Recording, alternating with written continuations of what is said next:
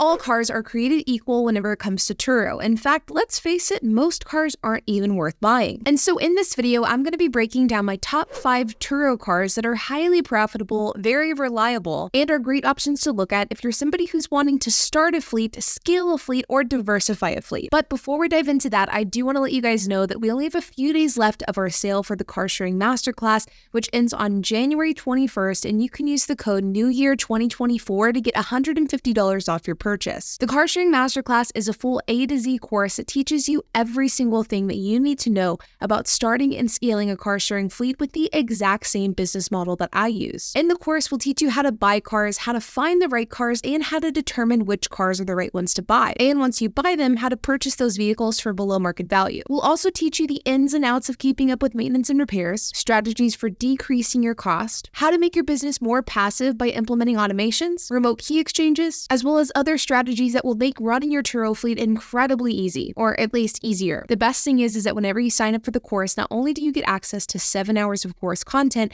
but you also get invited to our private Discord group where myself, my husband HP, and course members are in there every single day discussing all things car sharing, but you'll also be invited to our private monthly Zoom calls. In fact, our January Zoom call is coming up in just a few days. And we are so confident in the quality of education that you will receive with the car sharing masterclass that we are offering a robust, no questions asked, money back guarantee so that you can sign up at no risk to you. So if you're interested in checking that out, use the code NEWYEAR2024 to get $150 off your purchase. You can check out the link down in the description below. Now, a few years ago, I made a video very similar to this, breaking down the 10 most profitable cars for Turo. And because that video was made a few years ago, there are a few cars on that list that are no longer applicable because they no longer qualify for Turo due to the year requirement. And so while I have made this style of video before, this is actually a new fresh list, and many of these vehicles haven't been featured on previous lists before. So let's dive in because we have a lot to discuss, and keep in mind, these are not in any particular order. They are just 5 cars that I think are great purchases for a Turo fleet. And number 1 on this list is a Hyundai Sonata. I think Hyundai Sonatas are some of the best cars for Turo because they truly are an excellent bang for your buck. These cars are cheap, they're reliable, and they have a ton of bells and whistles for the price. I think for the price, there are very few cars that you can get that are as good as Hyundai Sonatas. Now, I have 2 Hyundai Sonatas in my fleet, a hybrid and a normal one. And the bummer with Hyundai Sonatas currently is that there is a pretty big recall with Hyundais going on as I record this video. And so as a result, some Hyundai Sonata year models are actually out of commission due to this recall that has no remedy. In fact, 1 out of the 2 of my Sonatas has been affected by this recall.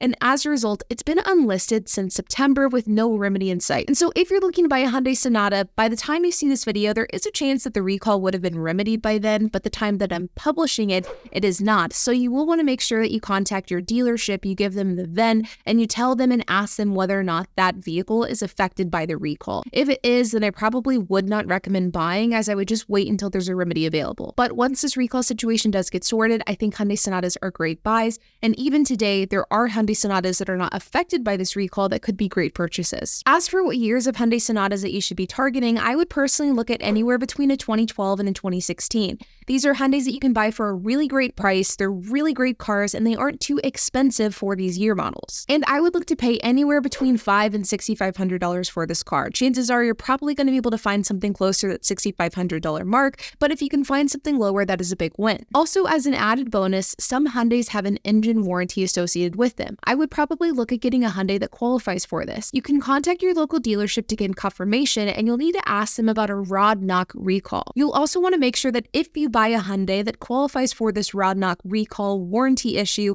that you'll want to find one that has pretty decent service records, because you will want to make sure that your dealership and service department gives you no pushback whenever you look to get that engine replaced if an issue does arise. Every single Hyundai in my fleet has had that rod knock engine replacement recall address on the vehicle, but I have heard from other Turo hosts and Hyundai owners that dealerships are beginning to give owners more and more pushback as the recall and the warranty ends up becoming more mainstream, so that is something you'll want to be aware of. Number 2 on this list is an economical SUV, and the reason why I'm going with a category here rather than a specific make and model is because I think that there are a few different makes and models that you could go with that would be great options. First is a 2012 4-cylinder Escape. Now in 2024, the oldest car that you can get for Turo is a 2012, which is why you can't go older than that. But whenever it comes to a Ford Escape, the reason why I wouldn't go newer is because Ford Escapes from 2013 onwards are really not very reliable and they have a lot of issues. Whereas the 2012, specifically the 4-cylinder, that car is really great, it's very reliable, and it performs extremely well on Turo. Next is a Hyundai Tucson. These cars are extremely sharp and they are extremely cheap if you buy an older one, something like a 2012 and 2013. In fact, even though these cars can oftentimes be purchased for anywhere between $6,500 to $8,500, they actually rent for around the same daily rate as something like a 2020 or 2021 RAV4 on Turo. So these cars do great. But the one thing that I will caution you on with a Hyundai Tucson is the similar caution that I had with the Sonata, and that is the recall that I mentioned earlier. I have a Hyundai Tucson in my fleet, and it has also been unlisted since September, so you will want to make sure that the recall is addressed before you make this purchase, or you'll want to make sure that your Hyundai Tucson that you purchase doesn't qualify for the recall. And while I don't own this specific vehicle, another car that could be great that fits this category is something like a Mazda CX-9. The point here is cheap, a bit older SUVs so families can take their kids. These cars book exceptionally well. My 2008 Ford Escape has been a top 3 performer in my fleet since 2018, despite the fact that it has over 250,000 miles. And my Tucson prior to the recall did very well. This segment of cars for the budget buyer is excellent, and I would recommend spending no more than $8,000 for any of these cars that you buy. And that goes for whether you go with the CX-9, which will be very hard to find in the $8,000 price range, a Ford Escape, or a Hyundai Tucson. You can absolutely find a Hyundai Tucson and a Ford Escape much lower than $8,000 if you really look. Number 3 on this list is one that is a bit out of character for me, and that is the budget luxury. But there is a huge caveat here, and that is that it has to be a reliable budget luxury, and you have to get it for a relatively cheap price. I have 3 budget luxury cars in my fleet: a 2009 Mercedes C300, which I bought for $6,000 back in 2021, a 2013 Mercedes C250 I bought for $7,500 back in September of 2023, and a 2011 Volvo S40 that I bought for $5,400 back in October of last year. All 3 of these cars do very, very well, and I have to admit, I think that the 2013 C250 and the 2011 Volvo S40 are my 2 favorite cars in my fleet. I absolutely love those cars. But the problem with budget luxury, and one of the reasons why I was hesitant to even include these cars on this list, is because if you buy the right cars, they are great moneymakers, but if you buy the wrong ones, they are money pits. Whenever we bought budget luxury, we really had our eyes out for something extremely specific. We wanted to find a car that was well below market value. We wanted to find one that was in extremely good condition, and if we bought one that wasn't in good condition, we wanted to be extremely confident that we could fix the car and bring it to an excellent condition standpoint. For example, the C250 that we bought did have some issues. We were able to fix those. We were confident that we could fix those, and the car has been bulletproof since. And our 2009 Mercedes, which we've had for a number of years, even though it is a Mercedes and Mercedes has a spotty reputation, this car has had, knock on wood, absolutely no issues. And while technically it is a bit too early to tell whether or not the C250 or the Volvo will have problems, as of right now, they've been great. People love budget luxury cars, and where I think these types of cars are really great with Turo is that if you can buy them for the right price, they actually aren't any more expensive than a car like a Mazda or a Hyundai, but they typically do rent for anywhere between 20 to 30% more, if not higher. And because of the fact that we put such an emphasis on buying the right budget luxury cars, these cars aren't significantly more expensive to maintain. These cars are excellent, extremely profitable, very high ROI, but it is the equivalent of finding a needle in a haystack. To give you some context, I've been looking for a budget luxury car nearly every single day for the last 3 years, and yet we only have 3 of these cars in our fleet, and that really is an indicator of just how difficult it is to find these cars that are actually worth buying. While the price that you should pay for a budget luxury car does depend on what type of luxury car you're buying, I would not under any circumstances spend more than $8,500 for this segment, but truthfully, the lower the better. Number 4 on this list is Mazda 3s. I love Mazda 3s. Whenever somebody asks me, hey, what's a cheap car that's a good one to get started out with Turo in, I typically always respond with Mazda 3s. These cars are cheap, they're reliable, and they're nice looking. We have 2 Mazda 3s in our fleet. The most recent one we bought for $4,300. These cars share a lot of the same parts with Ford, so they're very easy and very cheap to maintain and fix. And the great thing is that unlike Ford or Hyundai, where I'm constantly saying buy this year, not that year, because this year sucks and that one doesn't,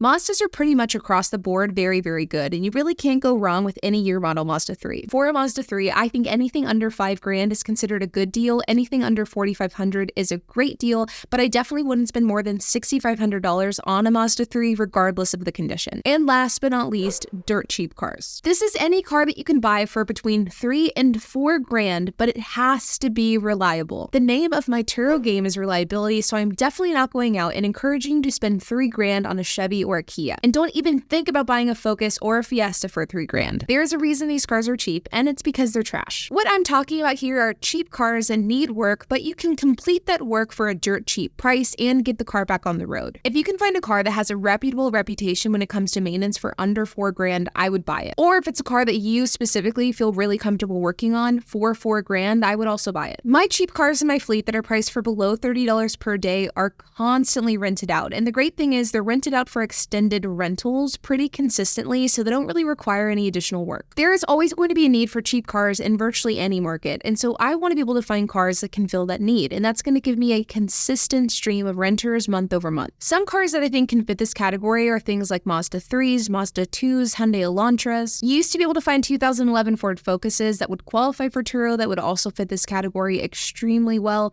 But now 2011 Ford Focuses don't qualify for Turo, so we can't buy them. RIP the 2011 Ford Focus, it was a really good run. The thing that you need to prepare yourself for if you're going this direction is that these cars are going to need work. They're not going to be Turo ready. So you'll need to be prepared to either do some basic repairs on the cars, maybe if you're mechanically inclined, do a full overhaul on the vehicles, and you'll almost definitely have to detail them pretty thoroughly. Every single car that I've bought for a dirt cheap price is one that has been just extremely dirty at the point of purchase. The hardest part about finding cars that fit this category is number one, finding them that are worth buying. Because the reality is most cars in this current market that are priced for around $4,000, either slightly above or slightly below, these are cars that either have salvage titles or they need a lot of work in order to get them going safely. And you don't want to buy a car that's going to require you to spend thousands of dollars in repairs.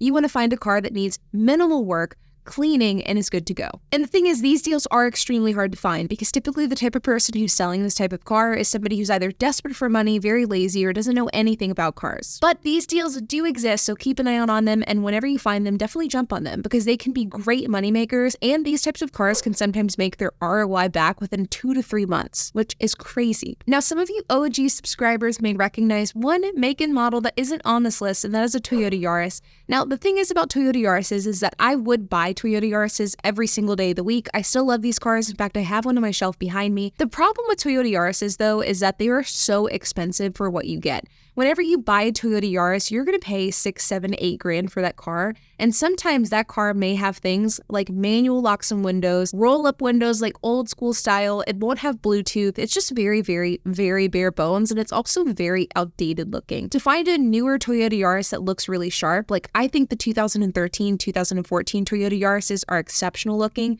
These cars are very expensive. They're near $10,000. And so for that reason, I'm just not a huge fan of buying a Toyota Yaris if you're someone who's just starting out with Turo, because I think from an ROI perspective, there are better cars out there. I think if you find a Toyota Yaris that is well below market value, if you're looking for a car that maybe is more expensive, but will rent out well and be extremely reliable, then the Yaris is the way to go. But I think in general, whenever we're talking about ROI and bang for your buck, the Yaris isn't the best or in the top 5 in that category. And again, just to reiterate on that dirt cheap commentary, some of the cars that I would stay away from that are considered dirt cheap are things like anything Chevy, no Kias, no Ford Fiestas or Ford Focuses, many Coopers. Some 2012s are very cheap, but they do have oil consumption issues, and for that reason, stay away. Don't do Nissans, and don't go luxury to fill this need. You can find luxury vehicles for dirt cheap. For example, my Volvo S40 was very, very cheap. It was $5,400, but this is a car that doesn't really fill that dirt cheap need. I would never price my Volvo S40 for below $30,000. It just would be a waste of money to price it that low. So this is a car that will be priced at a premium, and any car you buy in the luxury segment, regardless of the price you buy it, it should be priced at a premium compared to like normal everyday cheap cars.